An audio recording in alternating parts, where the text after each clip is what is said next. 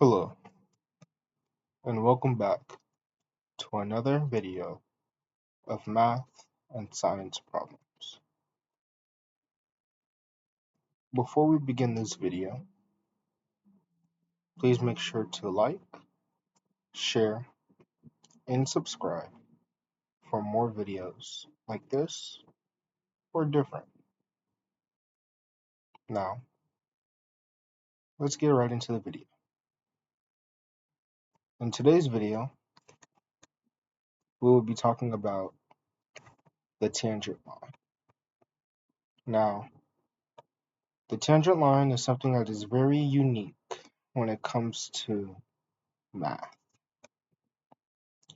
However, in this video, we're specifically going to be talking about the tangent line in respect to calculus. Now, of course, the tangent line can appear in many different ways, such as in geometry, trigonometry, algebra, so forth. But specifically in this video, we're going to be talking about the tangent line in calc. So, as we know, the tangent line is sine of x over cosine of x.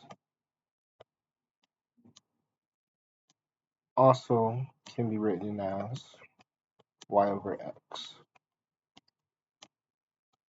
which can also be written as rise over run.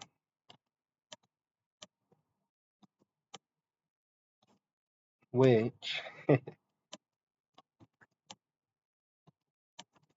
is our slope. Now, this denomination of how the tangent line can be understood, written, and overall being viewed as an expression, or in this case, an equation, we can see how the tangent line shows a point in respect to both y and x, respectively. So, when we understand the tangent line from a calculus perspective, we understand the tangent line as one point that has struck a specific function. And this example can be seen right here.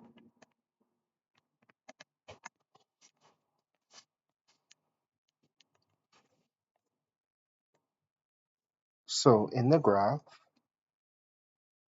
say we have a circle. Let's say the equation doesn't necessarily matter, but let's just say, for example, it's x minus 4 squared plus y minus 4 squared is equal to, say, 81. Okay, let's say it's something like that. Actually, in this case, since the center is the origin, of be x squared plus y squared is equal to 81. Okay, let's just say that, for example. The tangent line, which I'm going to draw in dark red, will be something like this. And I'm going to dot the line.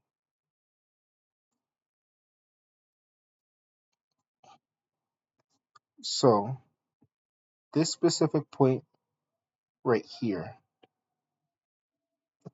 if drawn more accurately, we can see that this dashed red line is the tangent line of this circle.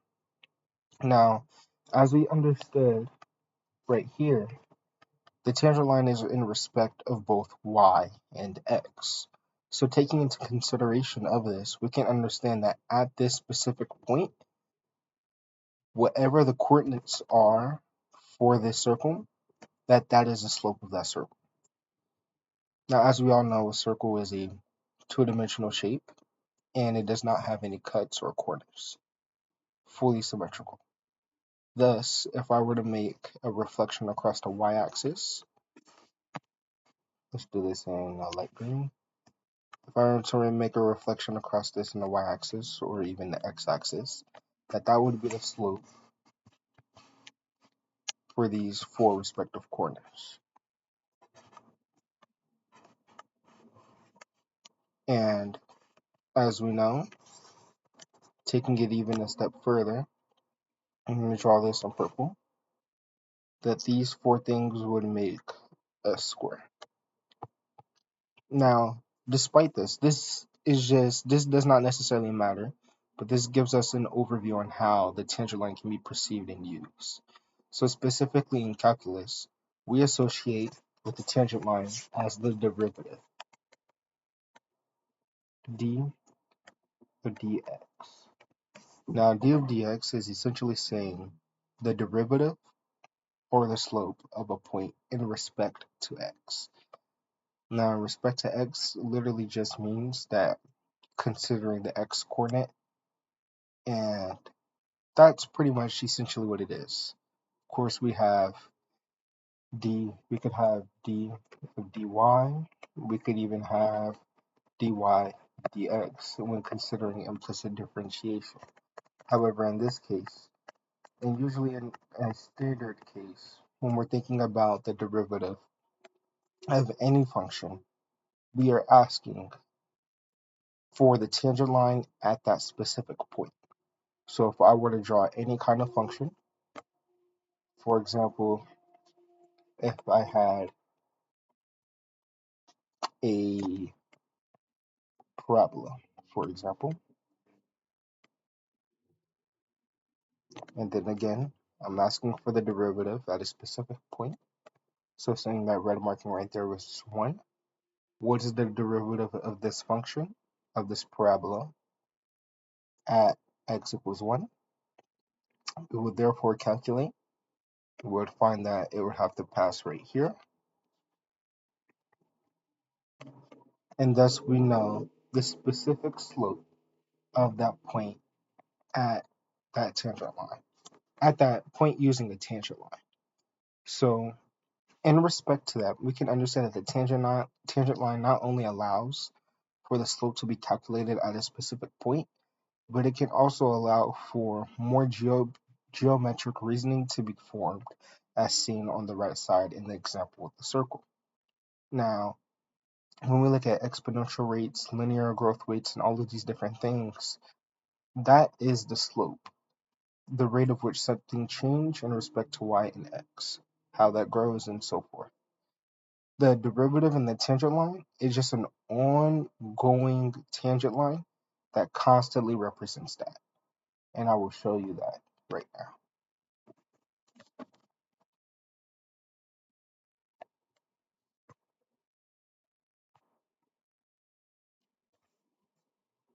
So, say I have a very big graph, and say that I have a parabola,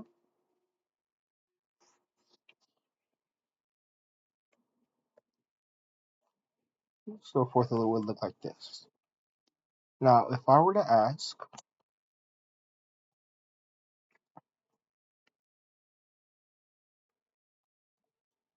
and assuming that a marker is 1 and 2 and so forth, if I were to ask for the derivative of a specific point, let's say at 3, the tangent line will cross right here.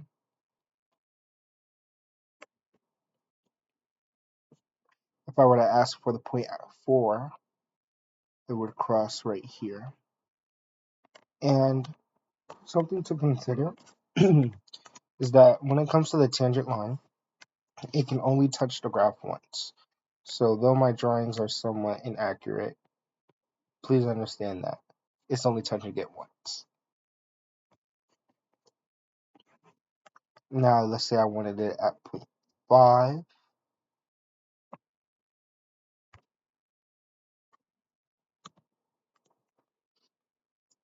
Let's see. So let's say I wanted it at 0.5.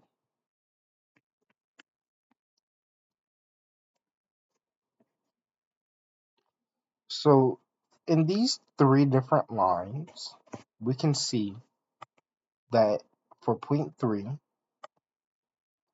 we have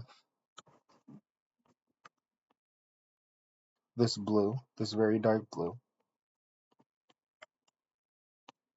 For point 4, we have a very bright yellow.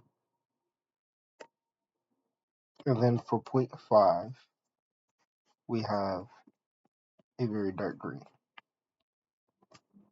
We can see how the tangent line not only allows us to visually see the growth of which a function increases or decreases, but it gives us understanding of how that slope of that specific graph fluctuates. Now, this helps us understand how the tangent line is highly important when it comes to mathematics. When it comes to calculus, calculating derivatives, and so forth, it's fully trying to understand the rate of which something is changing and the aspect of understanding it in a graph format. If I wanted to understand what is the specific rate of which someone is running while taking 5 different breaks at constantly different times, and I'm able to graph that, I can calculate the derivative of how this can fluctuate and how that is seen through this specific parabola. So this is how the tangent line can be perceived in a calculus format, and specifically how that correlates to multiple different math magnitudes. Thank you so much for joining me today on this video of the tangent line in the calculus aspect. Please make sure to like, share, and subscribe for more videos just like this. Thank you so much for listening, and I hope to see you on the next one. Take care.